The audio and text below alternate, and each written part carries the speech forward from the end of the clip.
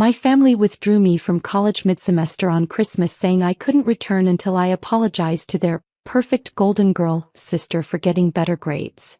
So I said nothing, dropped out permanently, and started a $100 million tech company while she's still unemployed living off them. Hello lovelies. If you haven't yet, subscribe and say hi in the comments. We'd love to know where you're watching from. Now let's get back into the story. I should have known something was wrong when Mama kept refilling my glass at Christmas dinner. She never let me have more than one glass of wine. Drink up, baby, she'd said, her smile not reaching her eyes.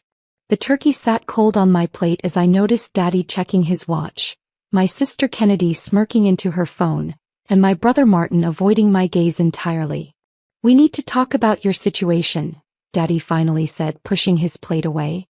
My stomach dropped. Situation?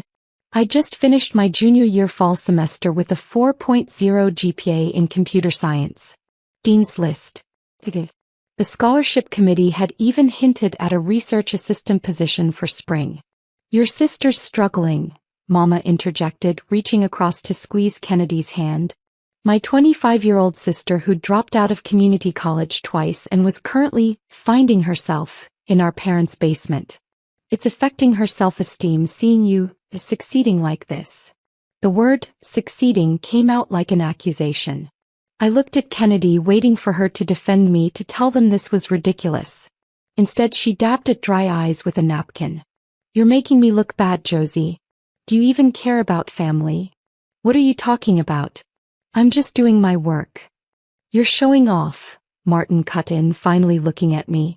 My older brother, the family mediator, the one who used to help me with homework. Posting your grades, talking about your internship offers. It's disrespectful. I felt the room tilting, like I'd stepped into some alternate dimension where academic achievement was a crime against your own blood. We've made a decision, Daddy announced, pulling an envelope from his jacket pocket. His voice had that finality I remembered from childhood, the tone that meant arguing was pointless. But I was 20 years old now, not 10. I had rights. Didn't I? You're not going back to campus for spring semester. The words hung in the air like smoke. I couldn't breathe. Couldn't process. My mind immediately jumped to logistics. My housing deposit, my meal plan, the research position, my scholarship requirements. You need to stay home and work on being more humble. More family-oriented. You can't just, I'm an adult. I have a scholarship. I have responsibilities. My voice cracked, betraying the panic rising in my chest. Mama shook her head slowly, that disappointed look I'd seen 1,000 times, usually directed at Kennedy. Now it was aimed at me. We can absolutely do this. Who do you think co-signed your student loans? Who do you think is listed as your emergency contact? We called the university yesterday. They were very understanding about the family emergency requiring your immediate withdrawal. The room spun. What family emergency? There is no emergency. The emergency, Kennedy said, leaning forward with theatrical sadness, is that you're tearing this family apart. You think you're better than us. You've changed, Josie. You're not the sweet girl we raised. I wanted to scream. The sweet girl they raised had been quiet, had made herself smaller so Kennedy could shine. Had pretended not to notice when my debate team trophy disappeared from the living room shelf, but Kennedy's participation ribbons from cheerleading camp got framed. Had smiled through family gatherings where every conversation somehow circled back to Kennedy's potential. Here's what needs to happen, Daddy continued, sliding the envelope toward me. Inside were printed forms, official withdrawal paperwork, already filled out with my forged signature. My hands trembled, holding evidence of their premeditated betrayal. They planned this. Probably for weeks. While I'd been studying for finals, they'd been plotting to destroy my future. You'll apologize to Kennedy. A real, genuine apology for making her feel inferior. You'll spend spring semester here working at your uncle's restaurant like Kennedy does. You'll learn some humility, some appreciation for family. Then maybe if you've shown real growth, we'll consider letting you return in the fall. Maybe community college first to ease back in. Community college. After maintaining a 4.0 at a competitive university. After 3 years of proving myself, of scholarships and academic honors and research opportunities. They wanted me to start over, to erase everything I'd built because it made my perpetually unemployed sister uncomfortable. And if I refuse? The words came out stronger than I felt. Martin's eyes widened in warning, but I was beyond caring. Something had crystallized in that moment. A clarity born of pure survival instinct. Mama's face hardened. Then you can figure out how to pay for school yourself. We'll withdraw our financial support entirely. You'll lose your housing, your meal plan. That scholarship of yours requires full-time enrollment. You'll lose everything. I looked at each of them. These people who were supposed to protect me, nurture me, celebrate my victories. Daddy wouldn't meet my eyes. Martin stared at his hands. Kennedy smiled, victorious. Mama looked righteous, convinced she was saving her family. They'd weaponized love, turned achievement into betrayal. The silence stretched between us like a canyon. They expected tears, apologies, desperate bargaining. I'd given them those things before. Every time Kennedy threw a tantrum about some perceived slight, every time my accomplishments got minimized to manage her feelings. I'd apologized for winning the science fair when she didn't make the cheerleading squad. I'd apologized for getting into university when she got rejected. I'd spent 20 years apologizing for existing too loudly in Kennedy's shadow. Not this time. Josie, say something, Martin urged, his voice carrying a hint of the brother I used to know. Just apologize. Make this right. It's not that hard. I stood slowly, carefully, like my bones were made of glass. My chair scraped against the hardwood floor. A sound I'll never forget, sharp and final. I need to think. My voice sounded strange, distant, like it belonged to someone else. Someone stronger. There's nothing to think about, Kennedy snapped, her mask slipping for just a moment, revealing something ugly underneath.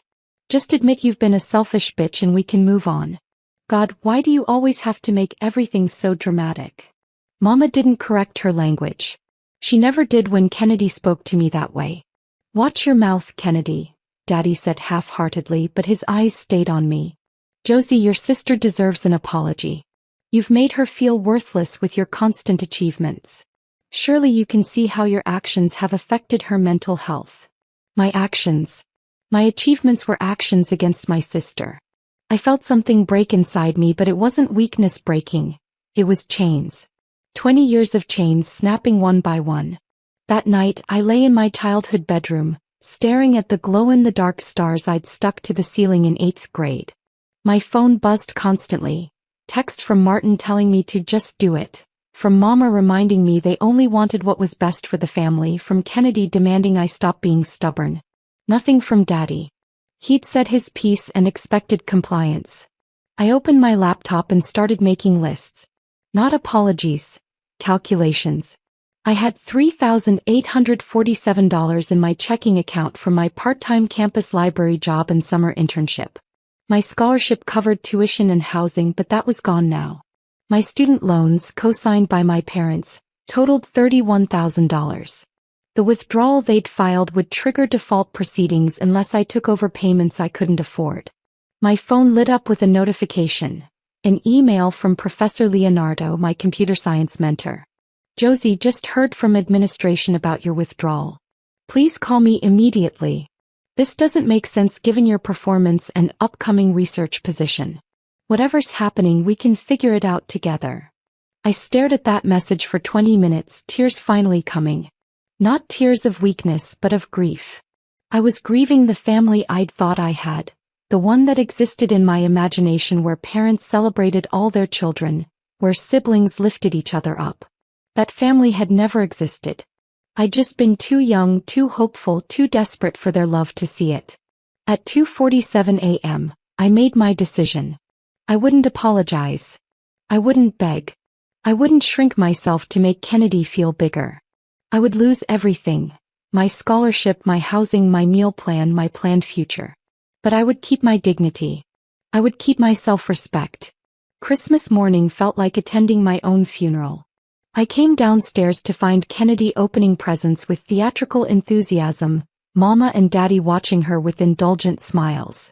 My gifts sat untouched in the corner, clearly purchased before the intervention, now awkward reminders of the daughter they decided to sacrifice. So, Kennedy asked, not looking up from her new iPad. Ready to apologize and rejoin the family? The casualness of it, like she was asking if I wanted coffee, made my stomach turn. This was a game to her. My entire future was her entertainment. I'm not apologizing. The words came out steady, calm. I'd practiced them in the mirror for an hour, needing to say them without my voice shaking, without giving them anything to use against me. I haven't done anything wrong. The room froze. Mama's coffee mug stopped halfway to her lips. Daddy lowered his newspaper. Martin, who'd been scrolling on his phone, looked up with genuine alarm. Kennedy's smile slowly vanished, replaced by something cold and calculating. Excuse me. Daddy's voice dropped to that dangerous quiet. After everything we discussed yesterday, you're still being stubborn? Still putting your pride above your family? It's not pride, I said, surprised by how clear my mind felt. It's fact. I worked hard. I earned my grades. I didn't do anything to Kennedy except exist and succeed. If that hurts her, that's something she needs to work through, not something I need to apologize for. Kennedy stood abruptly, her chair toppling backward. You sanctimonious bitch. You think you're so much better than me, don't you? You've always thought you were smarter, prettier, more deserving. I never said that, I interrupted, my own anger finally surfacing. You did. You're the one who made this a competition. Get out. Mama's voice cut through the chaos like a blade. I turned to her, hoping for a moment that she meant Kennedy, that maternal instinct had finally kicked in, that she saw how insane this all was. But her eyes were locked on me, burning with a fury I'd never seen directed my way. Get out of my house. If you won't respect this family, if you won't do this one simple thing to help your sister heal, then you're not welcome here. Her hand shook as she pointed toward the door, coffee spilling onto her Christmas pajamas. She didn't notice. Mama, Martin started, but Daddy silenced him with a look. You heard your mother, Josie. Pack your things. You have 1 hour. Daddy's voice was ice. This man who'd taught me to ride a bike, who'd helped me build my first computer from spare parts, who'd cried at my high school graduation. He was gone. In his place was a stranger who'd chosen sides, and I wasn't on the winning team. I looked at Kennedy expecting triumph. Instead, I saw something flicker across her face. Was it guilt? Uncertainty? But then Mama wrapped an arm around her shoulders and Kennedy leaned into the embrace, playing the wounded victim perfectly. I just wanted a sister who loved me, she whispered loud enough for everyone to hear. But all she loves is proving she's better than me. The audacity of it, the sheer shamelessness almost made me laugh. Almost. I walked upstairs without another word. My childhood bedroom looked the same as it had the night before, but everything had changed. I grabbed my duffel bag and started packing. Clothes, toiletries, my laptop, chargers, important documents. I left behind the teddy bear Daddy won me at the state fair, the photo albums Mama made, the yearbooks. I spent that first night in my 15-year-old Honda Civic in a 24-hour diner parking lot, watching college students come and go, laughing and carefree. My phone had 47 missed calls. 33 were from Mama, alternating between, come home and apologize, and you're breaking your father's heart. Martin sent increasingly desperate texts. Just say sorry. It doesn't have to be real. Just say it. Kennedy posted on social media. A tearful selfie captioned, when your sister chooses pride over family. I blocked them all at 3 a.m. The silence that followed was terrifying and liberating in equal measure. When the sun came up, I drove to Professor Leonardo's office hours. She took one look at me, rumpled clothes, eyes red from crying and lack of sleep, clutching my laptop like a lifeline, and locked the door behind me. Tell me everything. And I did. The whole humiliating story spilled out while she listened, her expression growing darker with each detail. Your family is sabotaging you because you're succeeding? Because you're making your sister uncomfortable with your competence. She shook her head in disgust. Josie, that's not family. That's crabs in a barrel. He pulled out her phone and made 3 calls while I sat there numb.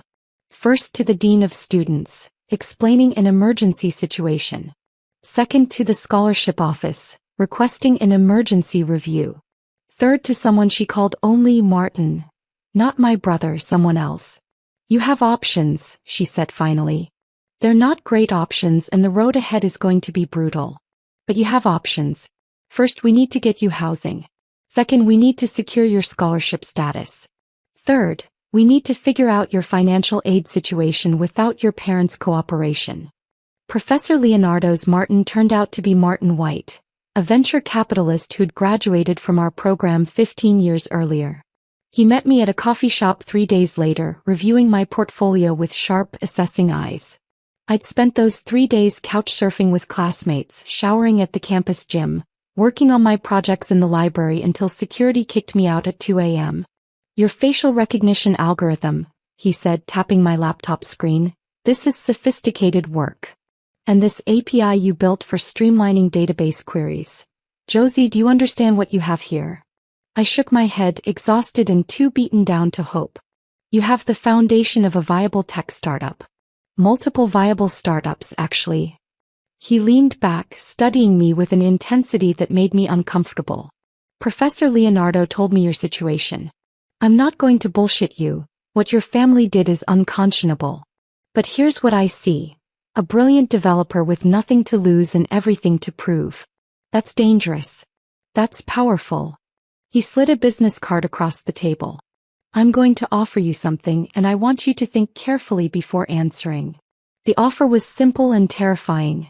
Drop out officially, take his seed funding of $50,000 and spend the next year building a company. He'd provide mentorship, connections, and a small stipend for living expenses. You finish your degree later when you can afford it outright, no parents, no loans, no strings. Or you don't because you're too busy running a successful company. But you don't go back to that toxic situation, and you don't waste years trying to appease people who will never be satisfied. I thought of Kennedy's smirk, Mama's ultimatum, Daddy's cold dismissal, Martin's cowardice. I thought of the alternative. Begging, apologizing, diminishing myself only to face the same dynamic forever. I'll do it, I said. I'll build something they can't destroy. The first 6 months were hell in ways my family never could have imagined. I lived in a windowless room in an apartment I shared with 4 other people, sleeping 4 hours a night, coding until my eyes burned, surviving on ramen and black coffee. Martin White introduced me to developers, designers, potential clients. I hired my first employee, a brilliant woman named Destiny who'd been laid off from a major tech company and believed in my vision for what I was calling Spectrum Sync, a revolutionary data analytics platform. My phone rang constantly in the beginning. Mama crying, saying I was killing Daddy with stress, that Kennedy had started therapy because of me, that I was destroying the family. I changed my number. They found the new one. I changed it again. Martin, my brother, showed up at my apartment once. Just come home, he begged. Kennedy said she'd accept your apology now, even though you waited so long. Mama's willing to help you re-enroll for fall semester. At community college? I asked. Where Kennedy can feel better about herself. His silence was answer enough. I'm building something, Martin. Something real. Tell them I'm fine. Tell them I don't need their forgiveness because I didn't sin.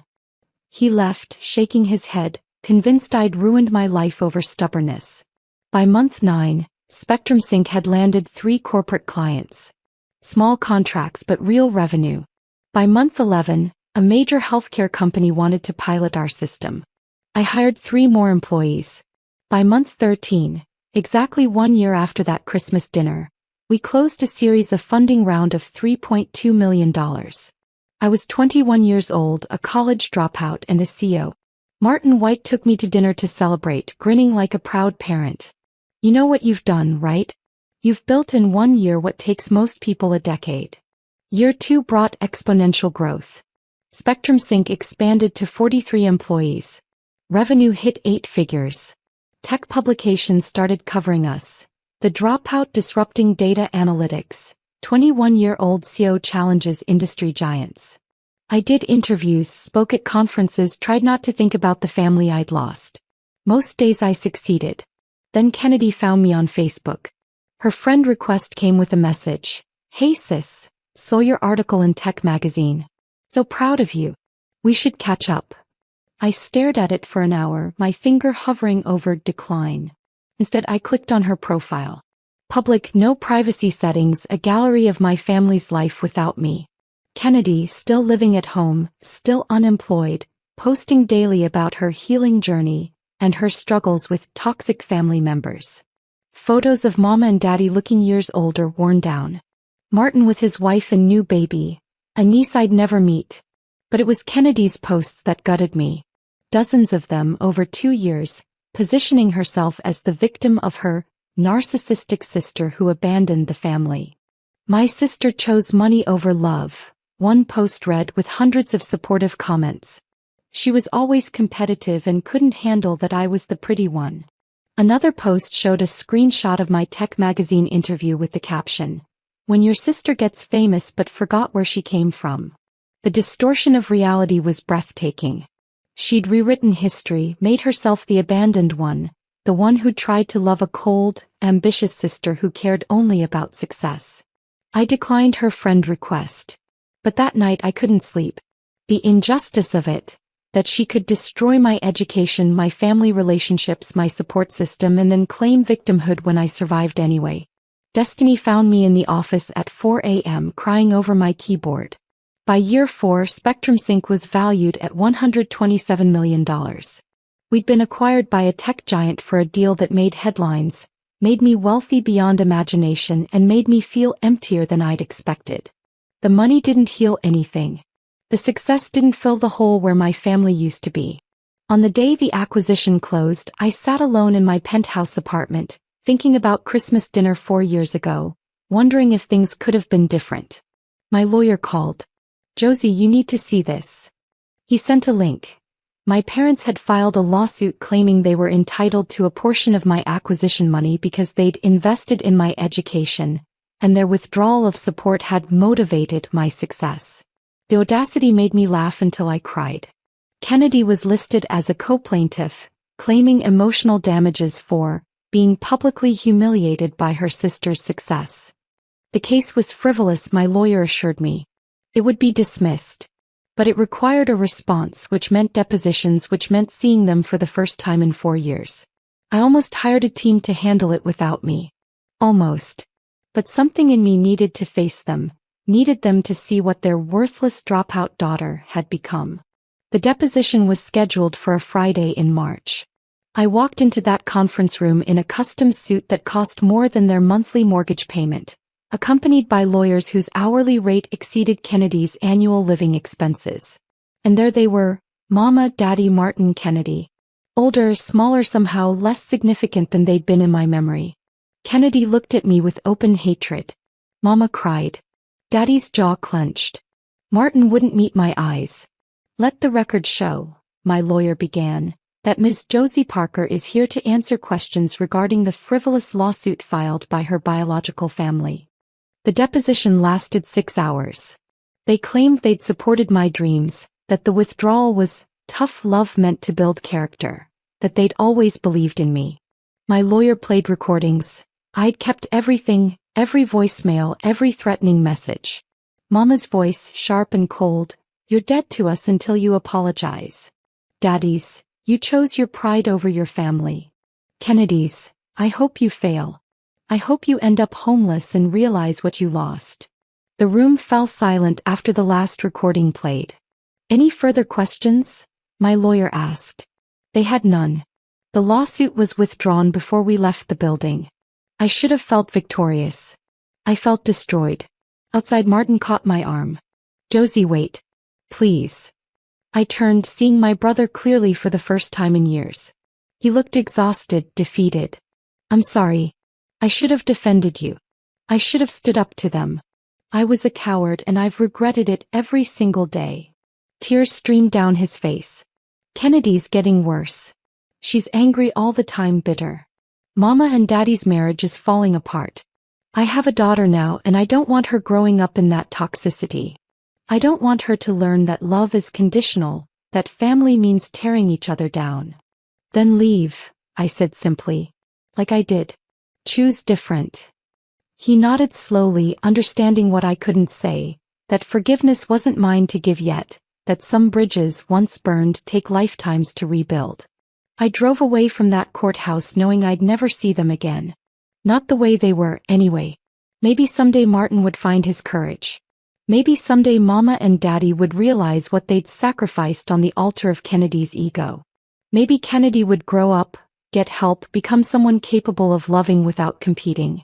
But those maybes weren't my responsibility anymore.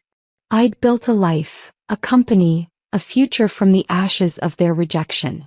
The success hadn't healed me, but the knowledge that I'd survived, that I'd refused to apologize for being excellent, that I'd chosen myself when no one else would, that was its own kind of peace. Some families are born. Some are chosen. Mine would have to be chosen now. And I was finally okay with that. If this story resonated with you, please hit that like button and subscribe for more real stories about overcoming toxic family dynamics and finding your own path. The emptiness of victory tastes like expensive champagne in a quiet apartment, like achievement without witnesses who truly knew where you started, like proving everyone wrong and wishing you'd been right about them all along.